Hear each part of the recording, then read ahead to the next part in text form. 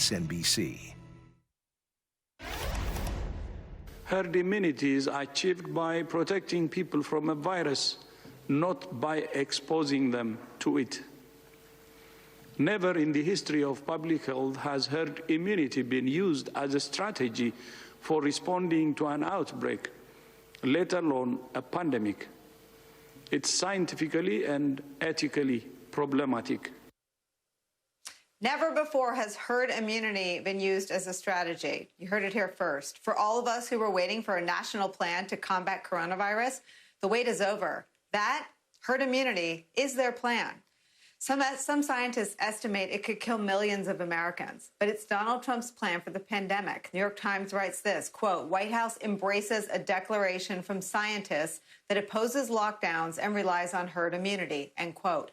Experts say herd immunity, the point at which a disease stops spreading because nearly everyone in a population has contracted it, is still very far off. Leading experts have concluded, using different scientific methods, that about 85 to 90% of the American population is still susceptible to the coronavirus.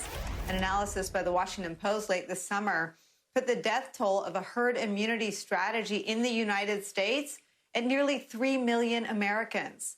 Joe Biden has made Donald Trump's failures to protect Americans from the raging pandemic, which is now surging in most states in this country right now, a centerpiece of his campaign.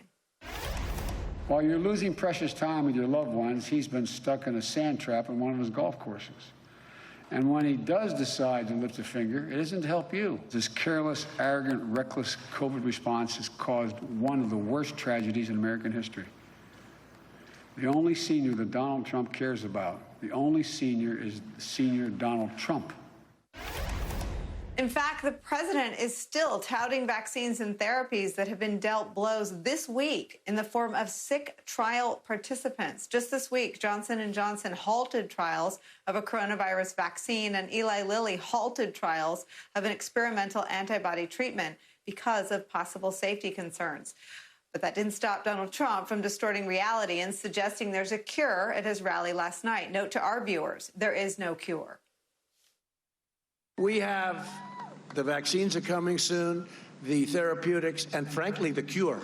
All I know is I took something, whatever the hell it was, I felt good very quickly. I don't know what it was. Antibodies. I don't know.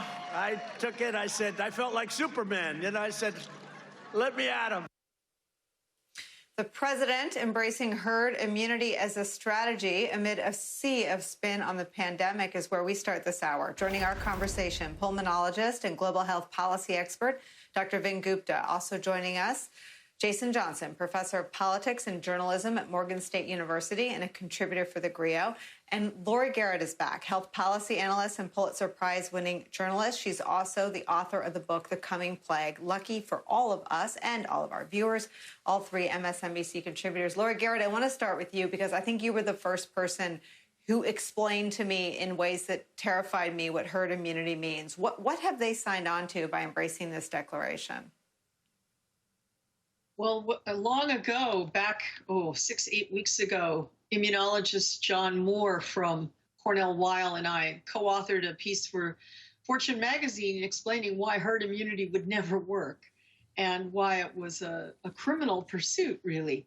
And we've seen around the world every single attempt to wait it out, to just let the virus circulate until some mythological percentage of the population is immune, means that you're sacrificing many members of your population, especially your senior citizens and people living in assisted living programs and so on. And you're basically trading off a high death rate in one community against a relative freedom for another community in your own society.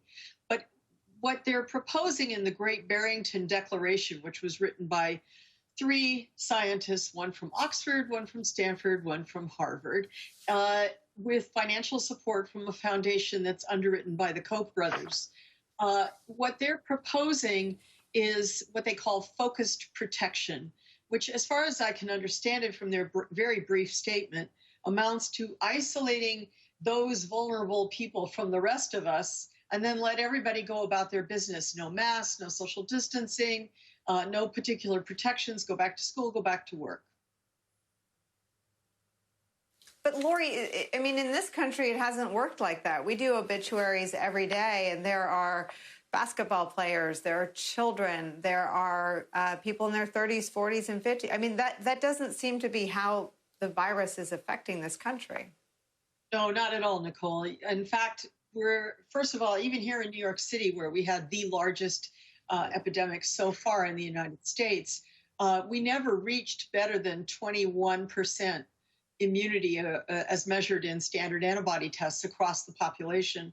So if the goal was herd immunity, we were going to have an enormous death toll to reach that 80 or 90% level of protection.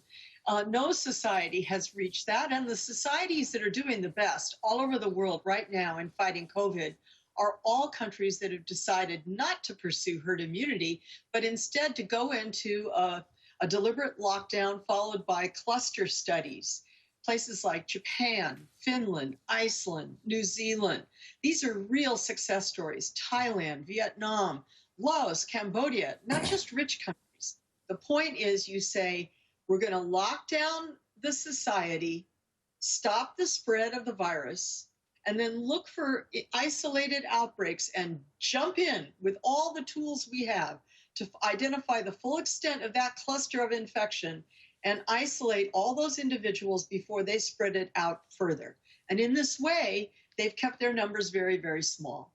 But in the United States, there's a lot of pressure from our financial community, from business community, from all the supporters of President Trump to get us back to some mythological late 2019 state where they can, rock and roll and hit the bars and have a good time and get business rolling again and reopen all those restaurants as if the virus weren't there. And it's never going to work unless you're prepared to see an enormous death toll. Well, Vin Gupta, I mean, it's a disease that claimed as one of its victims for severe infection and illness Donald Trump. So to see his administration signing on to this doctrine, which would have the result, and I remember, Laura, I covered the piece that you wrote, and I was staggered and horrified by these numbers. And I don't know what it says about us as a country that this number, 200,000 dead, kind of rolls off our tongues. I remember when Deborah Birx and Donald Trump stood in the Rose Garden in April and talked about the possibility of 100,000 Americans dying. And I was speechless for hours. Vin Gupta, what does it look like in American emergency rooms and hospitals if the president prevails? Nicole, good afternoon. Let me amplify everything Lori just mentioned, which is I and my colleagues would be seeing overwhelmed ICUs where we don't, much less not have, let's not even talk about ICU beds. We wouldn't have enough ICU nurses, dialysis machines, ventilators to do what we needed to do. We'd be rehashing the realities of March, April in New York City, but nationwide. I think there's a constant theme here that's emerging, not that this is the first time, but it's to mislead the American public by using simple concepts that seem intuitive, like a focused protection, for example, and make it seem that, those of us on the science side are unreasonable not to adopt it. This notion that you can cocoon the elderly in any population and let young people run amok doesn't work. Our own CDC published in the Morbidity and Mortality Weekly about a month ago a study which showed that once college-age students returned to campus, there was a spike. I believe they looked at a few college campuses in Georgia. There was a spike in cases. 4 weeks later, Nicole, there was a spike in the 60 to 69 year age demographic in those same communities. And it's not like they were intermingling. They were trying to cocoon. They were following all the guidelines that we've been telling them to follow. So you cannot cocoon the elderly. That's number one. And then number two is this notion that if you're asymptomatic with COVID-19, you're not a threat to others. Again, it's that misleading on basic concepts that the president and his administration continue to do, and it confuses the American people. Oh, if I'm not symptomatic, I must be fine. Focused protection, it must be okay. They're intuitive. They're trying to play on these intuitive concepts, but they're misleading and they're wrong. Jason Johnson, there's something ghastly that we're having a conversation about herd immunity, but we're doing it because the White House embraced this doctrine. Now, my question for you is around all of these issues where Trump's first impression is shock. He seems to have made good use out of that time. While we're all picking our jaws up off the ground, he proceeds with whatever diabolical plan he has floated. What do you make of this reporting? The New York Times was the first place that I saw it, but this concept is one that he's flirted with for a long time. As Lori says, other countries, I think Boris Johnson flirted with it many weeks and months pre his own battle with COVID. Right. But this seems like more than like an accidental leak or a trial balloon. This seems like something under serious consideration by this White House. And we should just add that no matter what happens in November, he will be in that building until November 20th. Or January 20th. Right. Yeah, Nicole, I mean, it's not surprising. If we go back to some of the early reporting from just a couple months ago, which seems like a lifetime ago, remember, the White House wanted to do this all along because it essentially amounts to doing nothing. We'll just let everybody keep living and whoever dies, dies. And remember, initially they thought it was only going to affect people in blue states. This is one other reason from a policy perspective. Like I said, I'm not a doctor. I'm a doctorate, so I can't be like the two doctors here. But here's one of the other reasons, just from a policy and organizational standpoint, why herd immunity doesn't work. We do not know, the scientific community, the policy community does not know yet if once you have COVID, it makes you immune forever. We don't know. That happens with the mumps. That happens with the measles. You know, you can put a family together and say, okay, everybody gets chickenpox at the same time because we know you won't catch it again. We do not know that with COVID. So the idea that you could pass a policy and say, okay, put your kids back in school, everybody go back to the mall, everybody go Christmas shopping, everybody go to the concert, you don't know that that's going to result in immunity. You know it's going to make people sick. You know more people are going to die. You know more people are going to flood the hospitals. But you don't magically know that in 3 months, if there's another wave, that people aren't going to catch it. So it's a perfect policy for Trump because it basically amounts to not having to do anything. But it's an idiotic policy from a legislative standpoint and from a medical standpoint. Dr. Gupta, pick up on that. I've seen some of the reports, I think, on your Twitter feed about reinfections that while rare, as Jason's saying, you can't rule it out. No, Jason's 100% correct. The science is unsettled here, Nicole, but there was a recent study last week suggesting that immunity lasts for about 4 months, depending on what the nature of the initial infection was. If it was a severe infection, maybe you have slightly longer. If it was a mild infection, maybe you have a shorter span of immunity. But Jason's 100% correct. We had a 25-year-old in Nevada who got reinfected 6 weeks after his initial infection with a different strain of COVID-19. So any herd immunity strategy is fundamentally flawed because reinfection looks very, very possible. Lori, let me read this to you. This is from the NIH director, Francis Collins, to the Washington Post when this news broke. What I worry about with this is it's being presented as if it's a major alternative view that's held by large numbers of experts in the scientific community. That is not true. This is a fringe component of epidemiology. This is not mainstream science. It's dangerous. It fits into the political views of certain parts of our confused political establishment. I'm sure it will be an idea that someone can wrap themselves in as a justification for skipping wearing masks or social distancing and just doing whatever they damn well please. Right on to Francis Collins. What can I say? It's perfectly stated. You know, the really horrible thing about all of this is that we're still trying to understand this virus. We're still trying to figure out, as Vin was saying, you know, what's the nature of the immune response? How long does it last? You know, and it's very interesting that of the 4 best studied cases of reinfection, where they can irrefutably show that the individuals were indeed infected a second time with a genetically different form of the virus. So it wasn't that they were completely healed and the virus kind of came back in their bodies, but it was a second external infection. What's interesting about them is all 4, the new virus was different, not in its spike protein, the part that we're making vaccines against, the part that all the research about immune response is focused on, but rather a different part of the virus. That's very strange. That means we have some fundamental things we don't understand about SARS-CoV-2.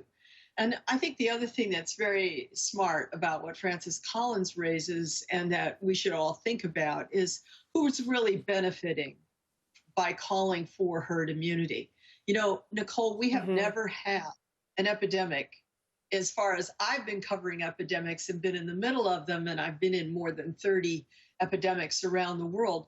I have never, ever seen not only a call for herd immunity, but a call for anything short of let's stop the microbe, full stop. Get it out. Remove it. Nobody says when Ebola breaks out, oh, let's get herd immunity. Right.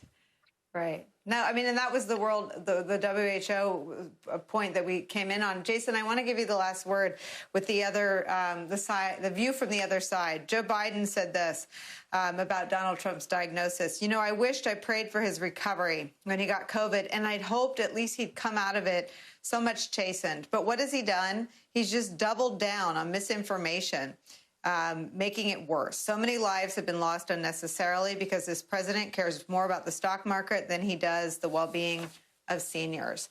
As a closing act, advocating herd immunity is, for all the reasons that have been stated, scientifically and medically stupid and inhumane, but it's also politically insane. Yeah, Nicole, it's giving up. And anyone who hoped, and I said this at the time, anyone who thought that Donald Trump would come out of this sickness, and we don't know that he's cured because he won't show us a test, but anyone who thinks that a man who could be infected, whose wife is infected, whose son is infected, whose entire staff is infected, would somehow come up with a level of empathy that we haven't seen before, we have gotten the answer to that. There is no empathy. Trump's answer is get sick, hopefully you won't die, and I'm going to keep trying to run for president. That's essentially his closing argument. Nicole, if I may. And that's a perfect place. Oh, go, sure. One quick thing. Melania Trump just released this afternoon her first statement about her own illness, revealing that her son Barron was also infected. She describes her illness in very vague terms. And then concludes not saying that America should practice social distancing, not suggesting the use of remdesivir or Regeneron, the drug that the antibody treatment that the president claims cured him, but rather she says everybody should eat well, be healthy, exercise, and have a pleasant, compassionate outlook on life. Well, no words, not enough time to unpack all of that. Speaks for itself. Dr. Gupta, Jason Johnson, Lori Garrett, it's a privilege to get to talk to the three of you on a day like this. Surreal as always. When we return.